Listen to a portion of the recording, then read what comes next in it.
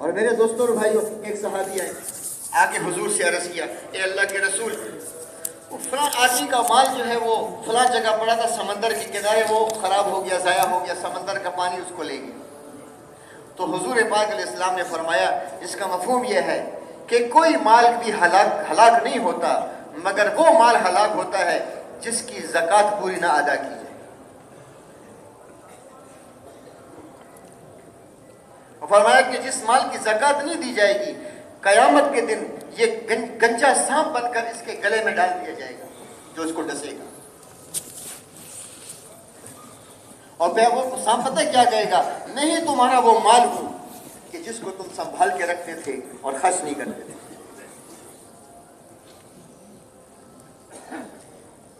اور میرے دوستو، ایسی حج بھی حدیث میں آتا ہے، اس کا مفہوم یہ ہے، بڑی سخت وعید ہے۔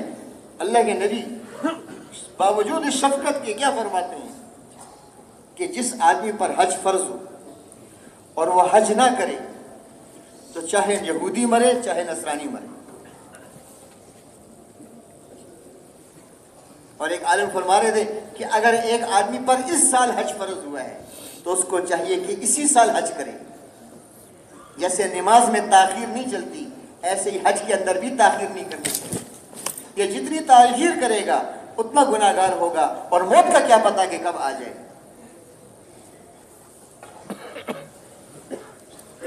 کئی لوگوں کے پاس مال ہوتا ہے لیکن وہ حج نہیں کرتے، کہتے ہیں بچوں کی شادیاں کر کے پھر کریں گے، یہ کریں گے، وہ ہو جائے، وہ مسئلہ حل ہو جائے پھر کریں گے، اور اسی میں موت آ جاتی ہے۔ تو جیسے نماز فرض ہے، ایسے ہی میرے دوستوں اور بھائیوں زکوٰۃ بھی فرض ہے، حج بھی فرض ہے۔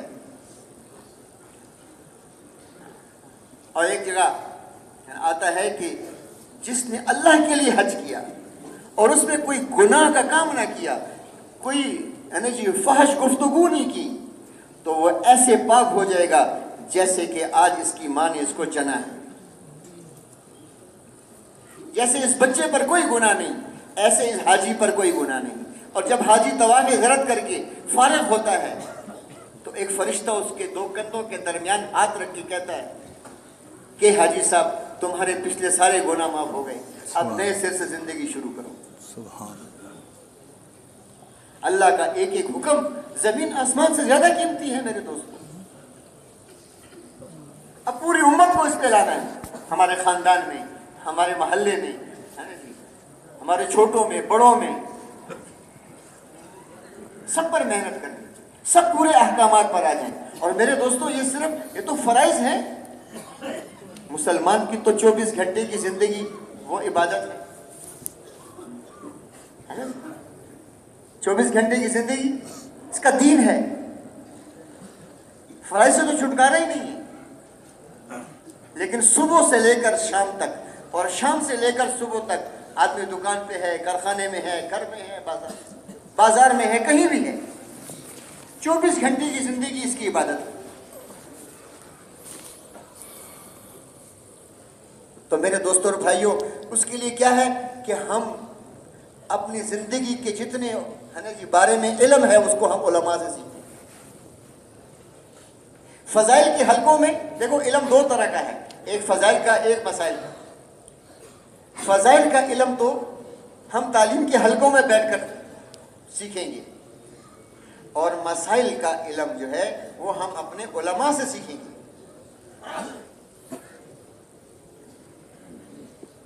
فضائل سے عمل کی قیمت کا پتہ چلے گا، حج پر کیا ملتا ہے، روزے پر کیا ملتا ہے، نماز پر کیا ملتا ہے۔ ایک سچا تاجر کہ جو تجارت حضور کے طریقے سے کرتا ہے، قیامت کے دن صدیقین کے ساتھ اس کا حشر ہوگا، شہداء کے ساتھ اس کا حشر ہوگا، صالحین کے ساتھ اس کا حشر ہوگا، انبیاء کے ساتھ اس کا حشر ہوگا۔ تجارت کر رہے ہیں نبی کے طریقے پر۔ تو میرے دوستوں اور بھائیوں، ہم 24 گھنٹے ہم اللہ کے غلام ہیں، اللہ کے بندے ہیں، ہم آزاد نہیں ہیں۔ اللہ کے احکامات ہماری طرف متوجہ ہیں 24 گھنٹے۔ ہم اللہ کے احکامات کی رسیوں میں بندھے ہوئے ہیں۔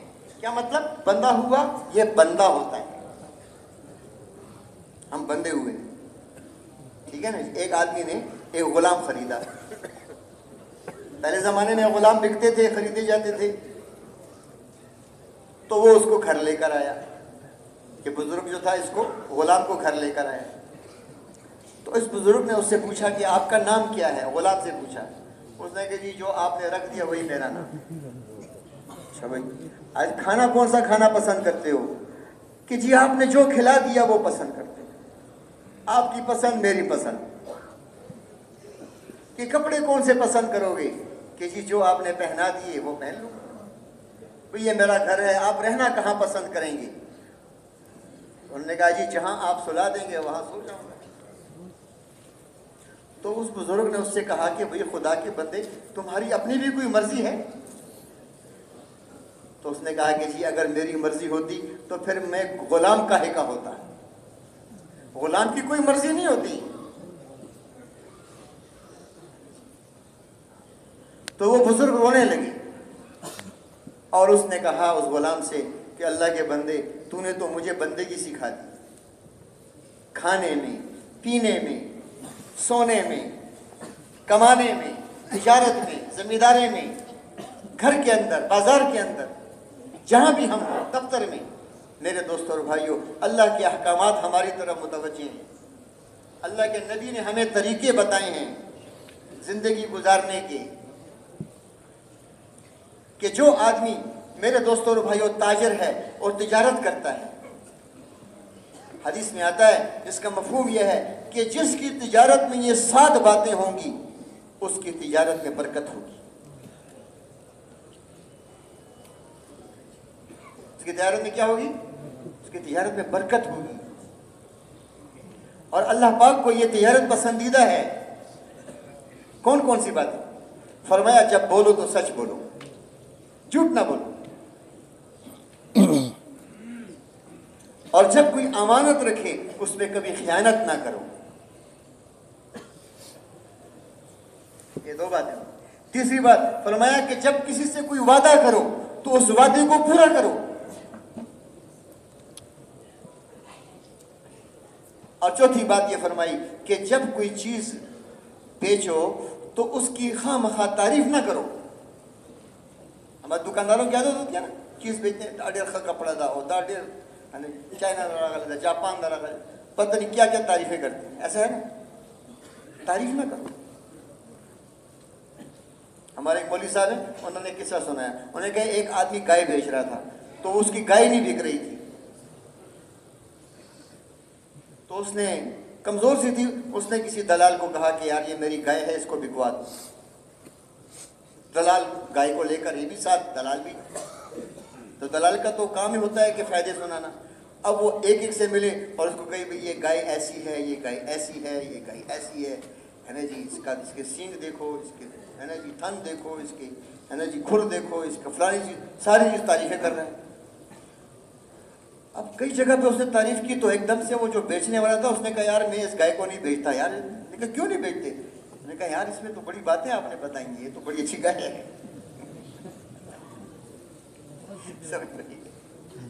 فرمایا اپنی چیز کی تعریف نہ کرو زیادہ, اور جب کوئی چیز خریدو تو اس میں عیب نہ نکالو. اس میں عیب نہ نکالو کہ اس میں تو یہ عیب ہے اور اس میں تو یہ عیب ہے اور اس میں تو یہ عیب ہے. تو فرمایا کہ اگر جس آدمی کی تجارت میں, ہاں, اور فرمایا ایک اور بات, فرمایا کہ کسی کو ہے نا جی قرضے کا وعدہ کرو تو اس کو وقت پر پورا کرو. ٹھیک ہے, کسی سے قرض لے لو نا تو پھر اس کو وقت پر دے دو. اور کسی سے لینا ہو اور وہ کہے کہ میرا ہاتھ تنگ ہے اور میں نہیں لے سکتا, تو اس پر زیادہ سختی مت کرو, اس کو موقع دے دو, کوئی بات نہیں, مہینے بعد دے دو, 2 مہینے بعد دے دو, اس پر سختی نہ کرو. فرمایا جس آدمی کی تجارت میں یہ 7 باتیں ہوں گی اس کی تجارت میں برکت ہوگی. اور فرمایا منافق میں 4 نشانیاں ہیں. منافق کی 4 نشانیاں ہیں. جب بولے تو جھوٹ بولے, امانت میں خیانت کرے, وعدہ کرے تو پورا نہ کرے, اور جب کوئی بات بڑھ جائے تھوڑا سا کسی بات پر ہے نا جی تو میں نے ہو جائے تو ایک دم گالی گلوچ پر اتر آئے. فرمائیں یہ 4 نشانیاں منافق کی ہیں. اور حدیث میں آتا ہے جس کا مفہوم ہے کہ جس میں ایک بات اس میں سے ہے اس میں نفاق کی ایک نشانی موجود ہے.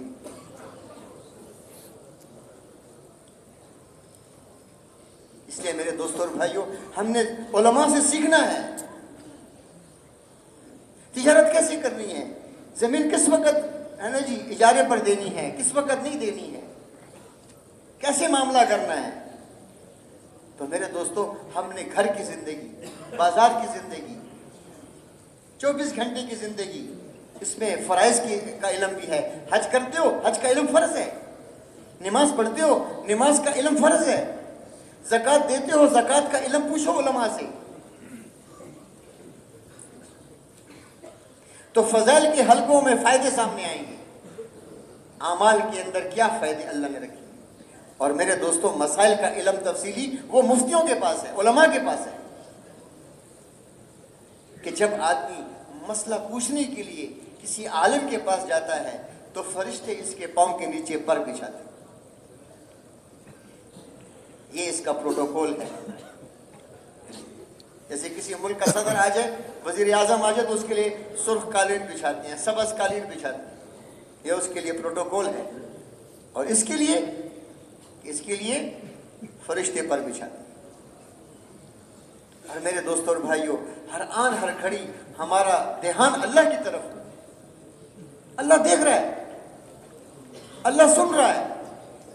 ایک عالم فرما رہے تھے کہ اگر ایک آدمی کا یقین یہ بن جائے, 3 صفات بتائی, 3 صفات, صفاتی نام ہے اللہ پاک کے. اللہ سمیع ہے, اللہ بصیر ہے, اور اللہ علیم ہے. یہ 3 صفاتی نام. اللہ دیکھ رہا ہے. جیسے ہم لکھو تھا نا, بعض دفتروں میں جاؤ نا تو لکھے کیمرے کی آنکھ آپ کو دیکھ رہی ہے. ایسا ہے کہ نہیں؟ ایسی میرے دوستو ہم کسی حال میں بھی اللہ کی نگاہ سے میرے دوستوں اور بھائیوں غائب نہیں ہیں. اللہ ہمیں دیکھ رہا ہے کہ اللہ ہے نا جی دیکھنے والا ہے, بصیر ہے. اور اللہ پاک سمیع ہے, سننے والا ہے. میرے دوستو میں نے ایک کان کے اندر کوئی سرگوشی کی نا کسی ساتھی کے ساتھ, اللہ پاک اس کو سنتا ہے. اور تو دور کی بات ہے, میرے دل کے اندر کوئی بات آ گئی, اس کو بھی میرے دوستوں اور بھائیوں اللہ جانتا ہے. علیم بذات الصدور ہے.